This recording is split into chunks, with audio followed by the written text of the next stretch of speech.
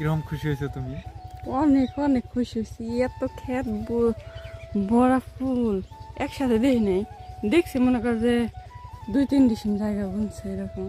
আসসালামু আলাইকুম, কেমন আছেন আপনারা? আশা করি সবাই ভালো আছেন। তালিম ভাই কিন্তু তারাকে সূর্যমুখী ফুলের ক্ষেতে নিয়ে তারাকে কিন্তু আবারও অনেক বড় একটা সারপ্রাইজ দিয়েছে। সূর্যমুখীর ক্ষেত দেখে কিন্তু তারা অনেক খুশি হয়েছে। সূর্যমুখী ফুলের ক্ষেত কিন্তু সচরাচর দেখা যায় না। এই ফুলের ক্ষেতটা দেখে তারা অনেক খুশি হয়েছে, সাথে সাথে তালিম ভাইও অনেক খুশি হয়েছে তারাকে আবারও সারপ্রাইজ দিতে পেরে। সেই ভিডিওটি দেখে আমাকে অনেকেই কমেন্ট করেছেন যে ভাই আপনাদের এলাকায় কি সূর্যমুখী ফুল পাওয়া যায় না? তো না ভাই, আমাদের এলাকায় সূর্যমুখী ফুল পাওয়া যায় না। আমাদের এলাকায় সচরাচর সূর্যমুখী চাষ হয় না, খুবই রেয়ার একটা ফসল, এটা সচরাচর আমাদের এদিকে দেখা যায় না। আর যদি আমাদের এলাকায় সূর্যমুখী ফুল থাকতো তাহলে অবশ্যই আপনাদের সাথে শেয়ার করতাম।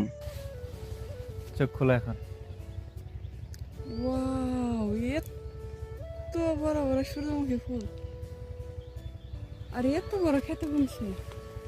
অনেকখানি। আর এদিকে আমার কবুতরে কিন্তু বাচ্চা দিয়েছে।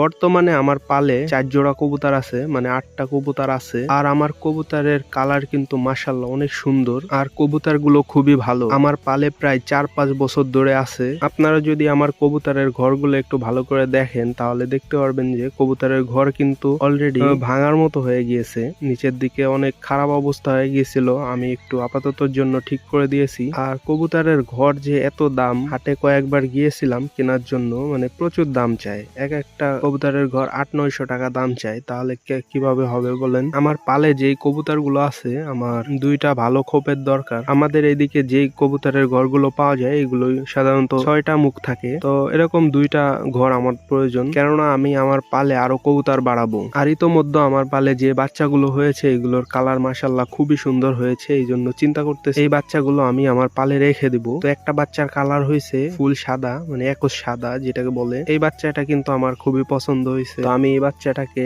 আমার পালেই রেখে দেবো। আর আরেক জোড়া হয়েছে লাল সাদা, ওই বাচ্চাগুলাও কিন্তু মাশাআল্লাহ খুবই সুন্দর। আমার কাছে বর্তমানে যে কবুতরের ঘরগুলো আছে এটার এমনই পরিস্থিতি যে কবুতরগুলো রাতে ঘরেই যেতে চায় না, আর রাতে ওরা সারাক্ষণ ওই চালের উপরে থাকে। যখন বাচ্চা দেওয়ার সময় হয় তখনই শুধুমাত্র ওরা ঘরে যায়, এছাড়া ঘরে ওরা যেতেই চায় না, কারণ কবুতরের ঘরগুলোর অবস্থা খুবই খারাপ। কয়েকদিন আগেও 2টা ডিম এই ছাদের উপরে পারছিল, তো ওই 2টা ডিম কিন্তু নষ্ট হয়ে গেছে, ওই 2টা কিন্তু পরবর্তীতে ফুটে নাই। তো এই জন্যই মূলত আমার এখন ইমিডিয়েটলি কবুতরের জন্য ঘর বানাতে হবে বা কিনতে হবে। আপনারা সকলেই দোয়া করবেন যেন আমি কবুতরগুলোর ঘর খুব তাড়াতাড়ি বানাতে পারি বা কিনতে পারি। তো আজকের ভিডিও এখানেই শেষ করতেছি, দেখা হবে অন্য কোনো ভিডিওতে। সে পর্যন্ত সবাই ভালো থাকবেন, সুস্থ থাকবেন। আল্লাহ হাফেজ, আসসালামু আলাইকুম।